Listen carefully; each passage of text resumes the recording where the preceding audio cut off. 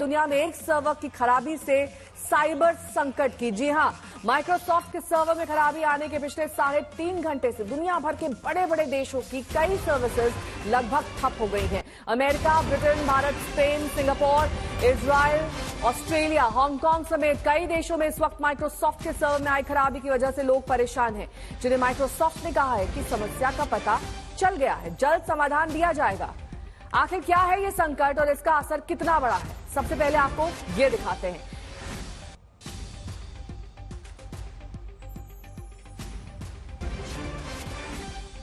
ये संकट दरअसल इसलिए आया है क्योंकि माइक्रोसॉफ्ट के सर्वर में खराबी आई। अमेरिका, ब्रिटेन समेत दुनिया भर के कई देशों में एयरलाइंस, बैंक, आईटी कंपनियां, शेयर मार्केट पर इसका असर पड़ा है। एयरपोर्ट पर चेक इन और फ्लाइट बुकिंग में खासी दिक्कत आ रही है। एयरपोर्ट पर बोर्डिंग पास जारी होने में सबसे बड़ी समस्या है। इसी वजह से अब भारत के कई एयरपोर्ट्स पर हाथ से लिखकर बोर्डिंग पास जारी किए जा रहे हैं। हालांकि भारत में रेलवे पर इसका कोई असर नहीं है। भारत में आईटी मंत्रालय ने एडवाइजरी जारी की है और कहा है कि संकट पर उनकी नजर बनी हुई है और माइक्रोसॉफ्ट से बात की जा रही है। माइक्रोसॉफ्ट ने कहा है कि समस्या का पता चल गया है, सुलझाया जा रहा है।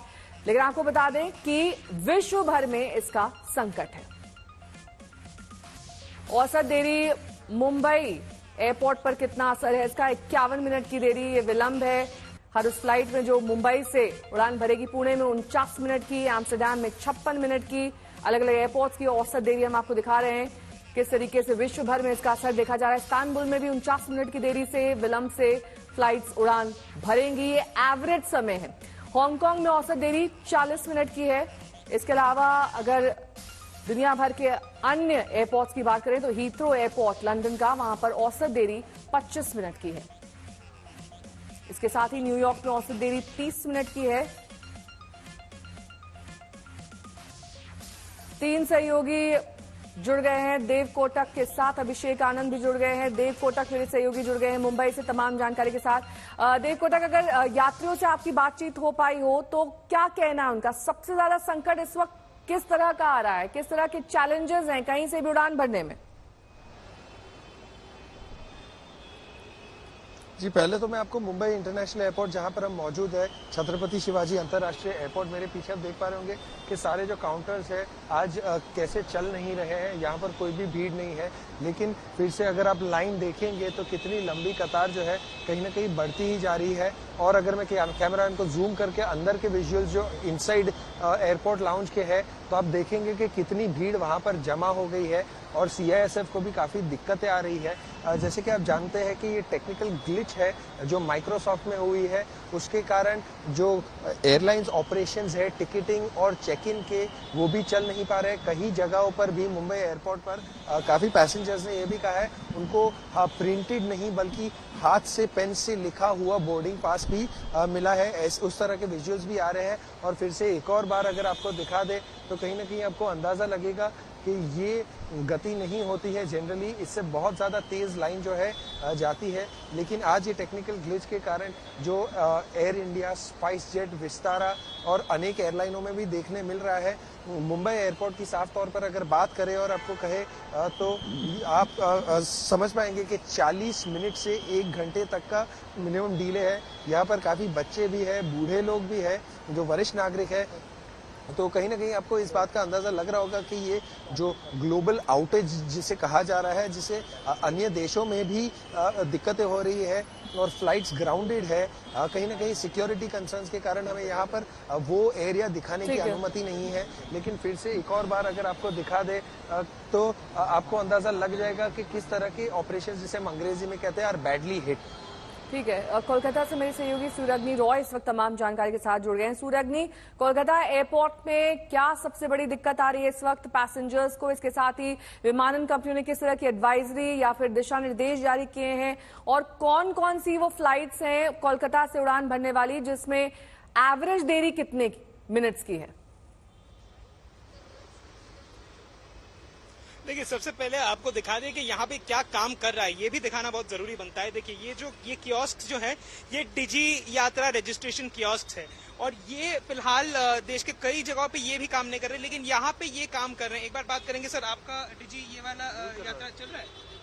हाँ करता रहा हूँ ट्राई, लेकिन हो रही है शायद। इनका अभी फिलहाल ये नहीं चला। आपका फ्लाइट क्या कैंसिल हुआ है या फिर डिले हुआ है, ऐसा कुछ मैसेज? नहीं, अभी तो मैसेज नहीं है। अभी कहाँ का था सर आपका फ्लाइट? ये इंदौर का। तो यहाँ पे जैसे ये पैसेंजर जो है इनको थोड़ी दिक्कत हो रही है यहाँ पे डिजी कियोस्क से अपनी डिजी यात्रा की स्लिप निकालने के लिए, लेकिन बाहर जितना भी हमने देखा था डिजी यात्रा यहाँ पे फिलहाल काम कर रहा था। दूसरी जो इम्पोर्टेंट चीज है यहाँ पे अर्पिता, अगर मैं इस बोर्ड को दिखाऊं, ये बहुत सिस्टमैटिकली समझा देगा कि स्थिति फिलहाल क्या है। जब हम पहले आए थे करीबन 1-1.5 घंटे पहले, यहाँ पे हमने आज तक भी दिखाया कि बहुत सारे फ्लाइट्स जो थी वो कंप्लीटली डिलेड थी, बहुत सारी। लेकिन अगर आप देखें तो ग्रीन ज्यादा दिखेगा, ब्लू ज्यादा दिखेगा, ऑन टाइम।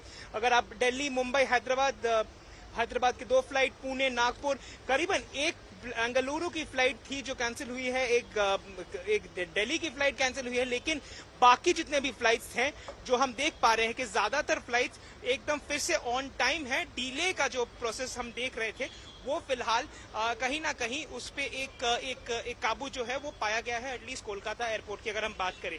दूसरा विषय जो दूसरे शहरों में देखा जा रहा है कि एयरपोर्ट के बाहर ही, मतलब एयरपोर्ट के प्रेमिसेस के अंदर, लेकिन मेन एयरपोर्ट के बाहर ही बोर्डिंग पास निकालने के जो कायोस्क्स हैं वहां पे कुछ ना कुछ डिफिकल्टीज हो रहे हैं सर्वर डाउन होने की वजह से। लेकिन वो यहाँ पे समझ में नहीं आएगा। कारण ये है कि कोलकाता एयरपोर्ट के प्रेमिसेस में ऐसे कियोस्क है नहीं, जो भी है सब अंदर है, यानी कि एयरपोर्ट के में घुसने के बाद उसको आप देख पाओगे। और यहाँ से जो भी हम देख रहे हैं यहाँ पे फिलहाल ह्यूमन ट्रैफिक जो है, मतलब लोगों का मूवमेंट और लाइंस जो है वो फिलहाल ठीक ही नजर आ रहा है। मैनुअली किया जा रहा है और डिले जो था वो करीबन 40 से करीबन 1 घंटे का डिले, ऐसा ही पूरे देश भर में जितने भी फ्लाइट्स थे उसी टाइम फ्रेम में डिले हुए थे, यहाँ पर भी वैसा ही था। लेकिन यहाँ पे फिलहाल जो लग रहा है तो कि स्थिति काबू में है और पैसेंजर्स की जो तादाद है वो नॉर्मल ही लग रही है। ठीक है, इस पूरी समस्या पे एविएशन एक्सपर्ट्स का क्या कुछ कहना, ये आपको दिखा देते हैं। ये किसी ने भी सपने में भी नहीं सोचा था कि ऐसा हो सकता है, पर इतने ज़्यादा हम डिपेंडेंट हो रहे हैं कंप्यूटर्स पे और सिस्टम्स के ऊपर कि ऐसी प्रॉब्लम आ गई, ये हमने किसी ने नहीं सोचा था। आज सुबह से हमारे दफ्तर में भी क्योस है, लोग वेट कर रहे हैं, टिकटें लेनी है, किसी के घर में मौत हुई है उसने जाना है, कोई बीमार को देखने जा रहा है। तो एक एविएशन जो है एक एसेंशियल सर्विसेज हो गई हैं। तो मेरी आपके दर्शकों को यही एडवाइस है कि आप पैनिक ना करें, बिल्कुल भी घबराएं ना, क्योंकि ये जो ठीक है डिले होगी फ्लाइट्स की, आपको प्रॉब्लम होगी, लाइनों में खड़ा होना पड़ेगा, पर अल्टीमेटली एयरलाइंस ऑपरेट करेंगी और मैन्युअली भी पहले ऑपरेट करती थी, अभी भी करेंगी। पूरे विश्व में माइक्रोसॉफ्ट की क्लाउड सर्विसेज डाउन होने के कारण सभी सेवाएं में दिक्कतें आ रही है। हमारे देश में भी हमारे एयरलाइंस सर्विसेज जो उसमें ग्राउंड ऑपरेशंस भी ब्रेक हुए हैं, लेकिन मैन्युअली अभी उस पर काम चल रहा है।